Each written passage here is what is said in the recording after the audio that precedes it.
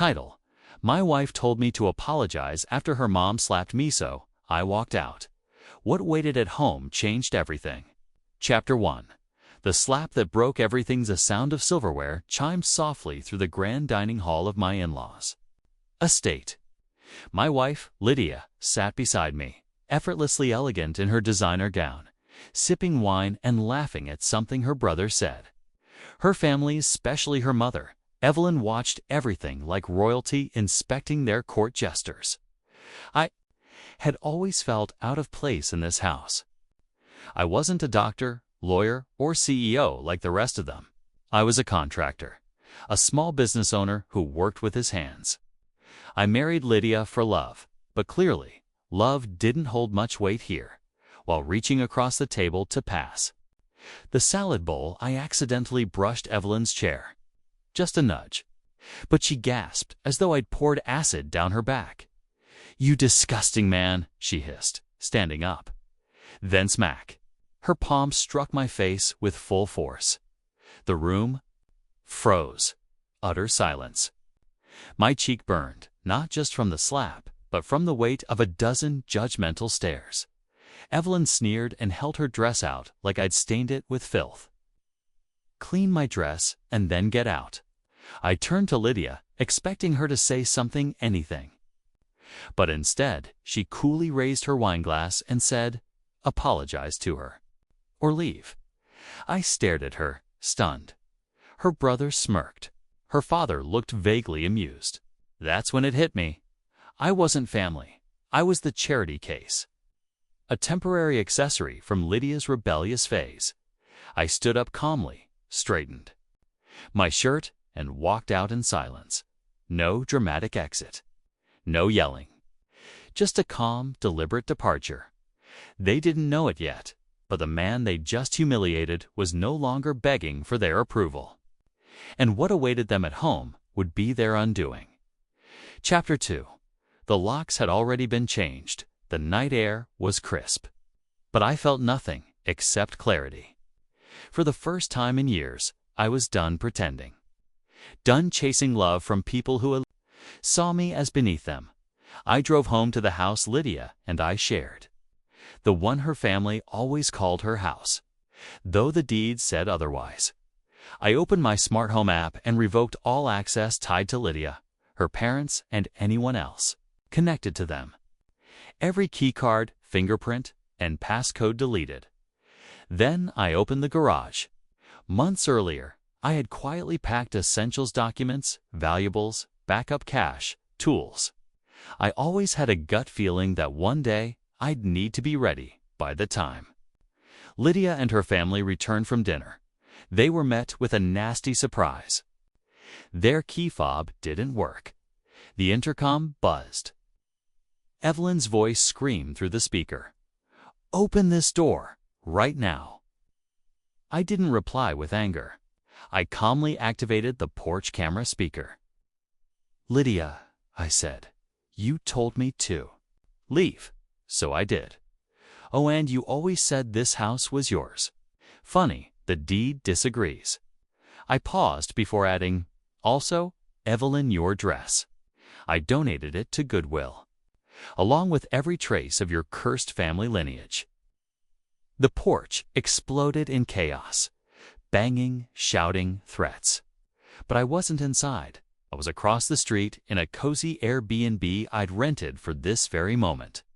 I watched them on camera while sipping bourbon, smiling. Moments later, I got a message from my lawyer.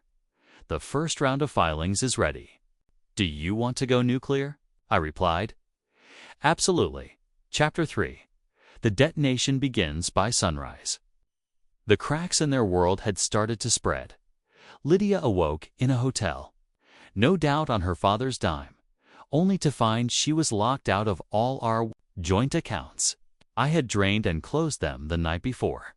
Her voicemails came fast. Rage, confusion, desperation. "What's going on? Why isn't my card working? What do you mean you moved out?" I texted her one line, "Don't worry, you'll get answers in court." Next, I turned to the family business, the one I had modernized from the ground up. For 10 years, I'd been their lowly IT guy, the digital handyman they barely acknowledged. But I had built the infrastructure, payroll, contracts, tax, records, and security before leaving. I handed over everything to their biggest competitor, along with a helpful tip for the IRS about some creative accounting Lydia's father had done. An audit was scheduled within the week. Then came the bombshell, the slap. Unbeknownst to them, I had installed a nanny cam in the dining room months ago. Too many little accidents made me cautious. The moment Evelyn slapped me, caught in. Full HDI uploaded it anonymously. The internet exploded. Evelyn, once the darling of local charity boards, was publicly humiliated. Within hours, she'd resigned from 3 positions and issued a vague apology by evening. Lydia received a thick envelope, divorce papers, a copy of the prenup she once laughed off, an eviction notice from the house, and a letter confirming she had unknowingly donated all my birthday gifts from her family to a nonprofit I secretly supported. By the line of the letter, "You mocked the man I was, but you underestimated the man I became." Chapter 4. Ruins, Regret, and Realization. By lunchtime, the media had its teeth sunk in. Headlines flooded everywhere. Prominent family under fraud investigation, charity scandal rocks social. Elite Lydia's influencer brand crumbled. Major sponsorships pulled out. Her skincare deal ended due to reputational damage. Her social media turned into a battlefield of angry comments. She slapped her husband and got CarMed. He left like a king. She tried calling me again. I let it ring, then blocked her.